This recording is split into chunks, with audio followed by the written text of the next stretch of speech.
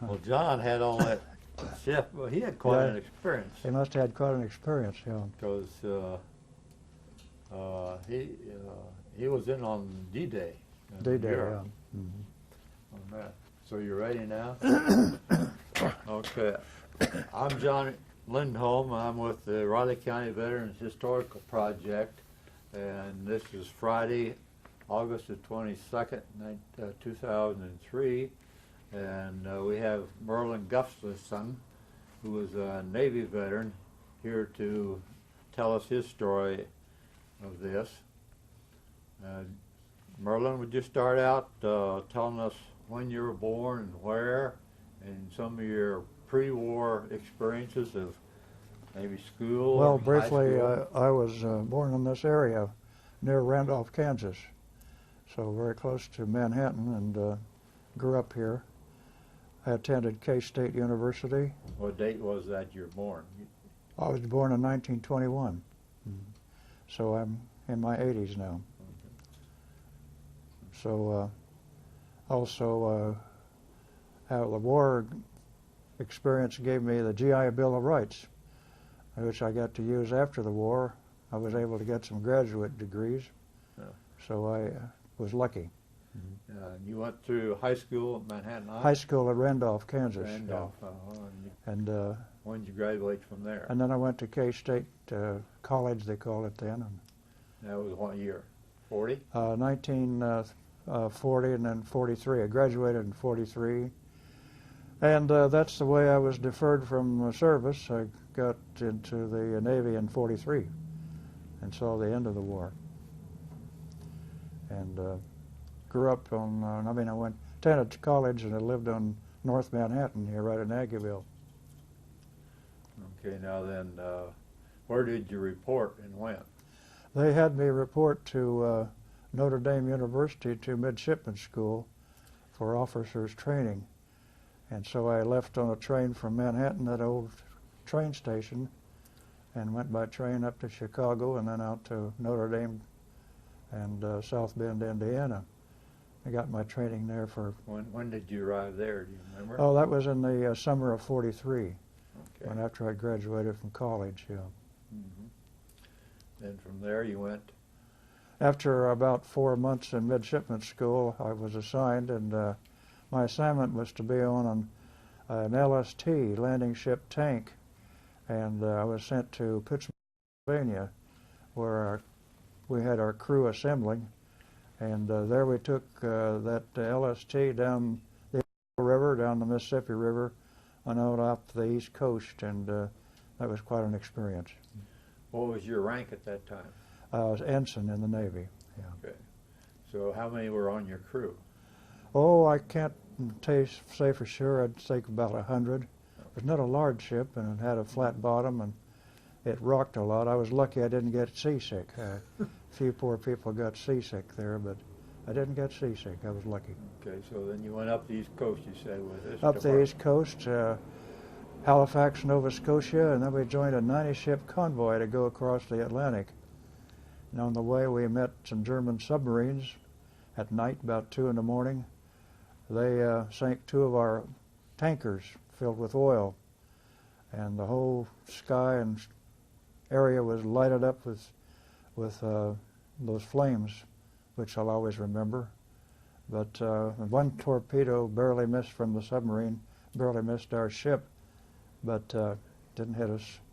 And I'll always remember that incident. And then we went on to Great Britain, South England. Yes, okay. So That was in 40. that was Southampton or Liverpool? Well, I went to Plymouth, England first, and Okay. then I had some duty in Southampton, which was pretty well blown up at that time. Yeah. But mostly in the harbor at Plymouth, England, south coast of England. Did you sink? Did those 2 submarines attack you? Did they get away, or did you sink? Oh yeah, we never saw the rest of them. Our admiral ordered us to go north into iceberg country, and so we could avoid submarines, which we did. And we made it no more attacks on the way over. So we never saw the submarines, no. Okay. So you were at Plymouth, England, then? Yeah, I was there in the summer of 40. Well, not the summer, the spring of 44. And so we helped prepare for the invasion of Normandy. I went in on Utah Beach, about a week after the invasion. Went in as a Navy person, and they sent me up to Cherbourg, France. Drove by car up there. We drove by some French villages where they gave us some nice French fries as we drove slowly through the town. So they were friendly, waving at us. Got up to Cherbourg, France, and I had duty there in the summer. And we handled ships coming in, and so they could be unloaded to help supply our service people. But the Germans had filled the harbor with sunken ships, and they'd done that all over the French harbors. I was to have one French harbor myself to help organize the unloading of ships, but the Germans had sunk ships in harbors and not able to use those harbors. So then I got a reassignment, a big reassignment. Oh, where to? Well, to go all back to the United States and eventually to the Pacific. Oh. So they sent me up to Glasgow, and I remember especially Glasgow, waiting in our ship there to go back, a transport ship. About 100 Germans, prisoners, were taken on board. They'd been shipped up from France, and those poor persons hadn't eaten for probably a couple of days or 3. Went up by train to Glasgow. And so we fed them a breakfast there, and they just ate ravenously. And then we went back across the Atlantic, and I always remember the German faces when we came into Newark Harbor. They thought we'd be sunk by their submarines. They believed that, of course. But they were happy to get into New York Harbor, and they were just amazed at the skyline of New York.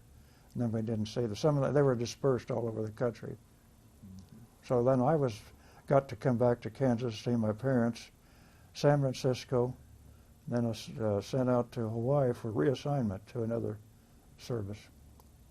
Okay, so you flew from San Francisco, you went to Hawaii by ship? By ship, yes.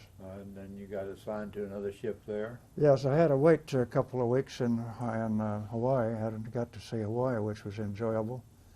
But then I was assigned to a big, long ship in the harbor there that I didn't really want that kind of duty. It was an aircraft carrier, and I knew we were getting into trouble with that one. So then he sent me out. About what day, what month was this then? December. December 44. Nice weather in Hawaii, of course. Every day is nice in Hawaii. Yeah. So I enjoyed that, but getting on that carrier was scary. I remember Christmas Day going west from Hawaii. A very dreary, scary day. That was Christmas Day of 44. And so, did you know where you were headed when you left Hawaii? To join the 5th Fleet. Admiral Mitcher and Spruance were the admirals out there. They had a tactic there that was pretty clever, I guess. They changed the numbers of the fleet. So we were 3rd Fleet for a while, and 5th Fleet for a while. The Japanese would think there were 2 fleets, but there was really only one. Oh. So I was sent that way. Our meeting place out there was, we went first to Hawaii. I went to Philippines, to the ocean there between the Philippines and the continent of Asia, looking for the Japanese fleet, but we didn't meet one. And one incident I remember, it's almost amusing. A single ship flew and got into the middle of our huge 5th Fleet, and it was a foreign ship. It was turned out to be Australian, but the Australian called over on the radio. I was in communication, so I heard these things. "I say, are you a friend or foe?" He thought he'd be blown out of the water, and we said we were friends. He didn't know whether we were Japanese or Americans or what. So that was our first experience, no contact with the Japanese. We went back to Ulithi, which is a nice little island and about 1,000 miles west of 1,000 miles east of the Philippines. And so we had some recreation and resting there. And then we went out for the next assignment. Well, I'll have to go on with it. I'll always remember it because it was my birthday. February the 16th, we attacked Japan, the coast of Japan. And we were not attacked by them with their planes because it was a rainy day and a cloudy day. So they didn't see us and didn't seem to send anybody out to our fleet. So we had those aircraft carrier planes fly off and attack Japan, and we got back without any trouble. It was about this time that Iwo Jima was being invaded. Okay, well, what were you aiming to hit in Japan? It was really a diversion because the Japanese occupied Iwo Jima, and if we could divert the Japanese to face our fleet up on their coast, that would keep them from attacking Iwo Jima. And after we succeeded in 2 attacks, 2 days there, we went back and circled Iwo Jima and saw it and all that. We were offshore. And then we were sent back because Iwo Jima had been taken. So you went back to off of Japan a ways, huh? Yes, we went back and, well, the high point of the military high point or combat high point was around Okinawa in early in 1945. That's when the kamikazes came out. And it was really scary to be attacked by, today we call them suicide bombers, but they were kamikazes in their language. Japanese pilots were told that their religion was Shinto, and they were told that if they give their life for their country, they would go straight up to Shinto paradise in heaven. But apparently they believed that. So you were helping with the landing on Okinawa then? Yes, as the troop, we were trying to keep the troops from being attacked on their ships and so forth. And then the scariest day of my life was when, well, we were hit 3 times, our ship was, by kamikaze suicide planes. The 3rd time was bad. We were hit by Japanese. His name was Tomizawa. They found his billfold, his name. And he came right for our part of the ship, where I was on the high part of the ship in communications. He came for our part of the ship, and then he banked and turned and went down in the bow of our ship and blew up the bow of our ship. And I had a friend, good friend, who was from Iowa, Berquist his name was. He was a farm boy like I was. He had his head blown off. And the worst thing happened to my roommate. His name was Kaminsky from Brooklyn, New York. He couldn't take all the bang bang. I was awfully uptight too. He couldn't take it. He jumped overboard. We never found him. The admiral said, we can't go back and hunt for him. The Japanese will attack us. So those are the rough times of my life. Now, then these 3 hits did not put you out of commission, though. The first 2 didn't, but the second one, third one did. So we were sent all the way back to Bremerton, Washington for repairs. Yeah. Oh. So you went back there, and during the time that they took Okinawa over them. Yeah, that's so you right. missed out on part of that. And I remember the war ended when we were in Bremerton, Washington, and Seattle, and the place Seattle just exploded with commotion, celebrating the end of the war. But you were there to get repairs and then go back for the invasion And go back, of Japan, yes. I presume. We were there for that. Then after the war was over, we were assigned to go to Hawaii and come back to the States in a Victory Fleet. And that went through the Panama Canal, which was a very interesting experience. And then we went up to New York City and pulled into Manhattan Island there. and saw President Truman come by on a cruiser, or a destroyer it was, and saluted us, and of course we saluted him out there.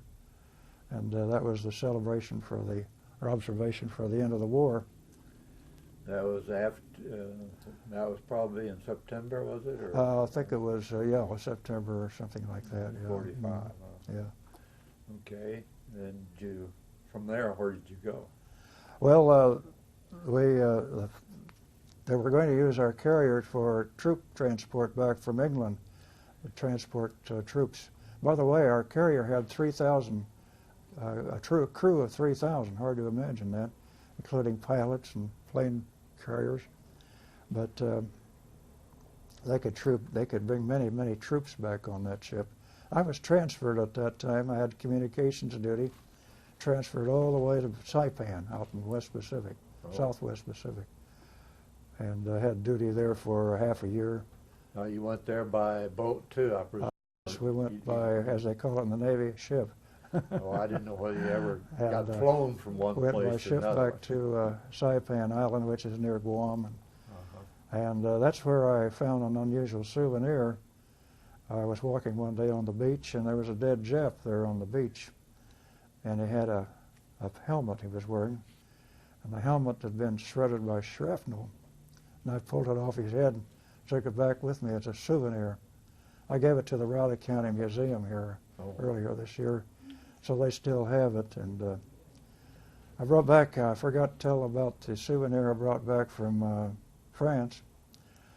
Cherbourg had been occupied by Germans, and they had piles of German helmets there.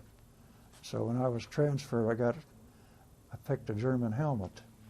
And I always remember that the Germans had left big bins of potatoes over there in Cherbourg, but they'd soaked them in gasoline, and so they were unedible. But so we didn't get their potatoes, but I got a German helmet as a result. My grandson has. I'd be here to show it, but my grandson has it today. Okay. And you were on Saipan how long? How long were you on Saipan then? I think I was there about a half a year, and after the war, I flew to. They had me fly. Well, I was taken by ship to Guam, and then I was flown from Guam to Saipan, and I had duty there on that island. And that was after the war, but they needed continuation of military there. They were, in fact, the Japanese body was a result of this war, which was still going on. They were defending themselves out there, the Japanese were. So that's about it. Let's see, I might tell about... When did you leave Saipan then? I don't remember the exact date, but it was in 1946. And that's about half a year after the war. Yeah. And was sent back to Bremerton, sent back to San Francisco. And then I took a train back home. But there were so many people on trains then that we had to sit on the floor on those trains. Not enough seats for us. Got back to Manhattan and to Kansas. Yeah. So that was when you got out of the service, huh? Got out of the service in '46. Yeah. Were you married at this time? What? When did you get married? Married? Not for quite a while. Married in '53, which was maybe 10 years. So what did you do when you got back to Manhattan then? Well, I was using my GI Bill then. I had 4 years. And then I picked up my first teaching position, which was at North Park College in Chicago. And there I met a very interesting place to be, big city like that. I met my wife there, and that was in the 50s. And we were married in '53 in Chicago. And what were you teaching? Political science and history were my topics. Okay. I've received my doctor's degree from Nebraska. I also attended University of Chicago. Okay. So when did, How long? When did you leave there, and where did you go from there? I was at North Park in Chicago for 10 years and took a position for a while at Northern Illinois University. Then back out here to Kansas. 1960, I came to Kansas. I went to K-State. Okay, in the faculty of K-State, yes. the political science department. Political Science Department. Lou Douglas was the chair then. Many people would know that name, Lou Douglas. So the war was both plus and minus. I wouldn't want to go through it again, but it was a very positive experience. I got to travel a great deal. Travel is free when you're in the service, and even emergencies you're taken care of. So I got to see France and England and all of the United States, just all over the United States, and got to see the Pacific. How many children do you have? I have two children, and they're, of course, older now. They have their own children. Okay, what are their names and what they do? Peter Gustafson is my son. He's in Arizona, Glendale, Arizona, suburb of Phoenix. He's into law practice. And my daughter's teaching in elementary schools, and she's in Las Vegas now. And two of our grandparents, our grandchildren, are back here in Manhattan going to K-State. Oh. One is in pharmacy and pharmaceuticals, and the other one is in education. Are they staying with you or living in the dorm? They staying with you? No, not? they're independent. They're both married, and they have their own apartments. So I don't know. I wouldn't want to go through that war again, but as I say, it was a very real educational experience for me. And I was very nervous when the war was over. It took me a long time to get over that. It attacked my nerves, just being in all that combat, all that bang, bang, and boom, boom. So I made it, So you were at K-State then until you retired? Yes. About 10 years ago I retired. I'm in my 80s now, so that's retirement. Yeah. What are you doing now in retirement? Well, I'm active in a group you're active in called the AARP. Also, the teachers have a group, a retirement group. I'm active in that. And I'm active in church work, too. So. Do you and your wife do any traveling? Well, I used to love traveling. I was hooked on it. But when you get to be my age, it's not much fun anymore. Oh. And I've seen Colorado once before, several times. And I've seen California, and I've seen New York City. I don't want to go again. So that's the plus and minus of retirement. Okay, well, your war history was interesting, and the fact that you got in a lot of different places, a lot of different activities out A lot of that. experiences, yeah. Mm-hmm. And then you were able to come back and make use of your GI Bill to get your I was advanced very grateful degree. that GI Bill, that helped change my life. Got GI your- Bill did. Got your advanced For degree education. and went into teaching then. What? You went into I went into teaching, yes, I Teaching. did. at First the, at North Park in Chicago, ended up at K-State here at uh-huh. Manhattan. I got my degree at Nebraska, my PhD degree. Okay, well, it's been nice talking with you about this and finding out what you did during the war, and hopefully that you'll have more experiences to talk about later on, but this is all for today. One last reflection I might make is that in those years we hated the Japanese. And I might give one more quick story. Okay. The Japanese bailed out of his plane over our fleet. Oh. And so should we pick him up? And Admiral said, let that goddamn Jap float. So he was left floating out there in the ocean. They wouldn't pick him up. And we hated Japanese, and I guess they hated us, but now they're friends. We're friends with them. It's a strange world. So we have enemies and friends that rotate with the years. So I always question some of this extreme nationalism we have. Yeah, well, that's typical, I think, everywhere else there. Yes. Well, Merlin, we're glad for you to come in and record this, and guess it's about time for you to go home for lunch, huh? And you too. Yeah. Okay.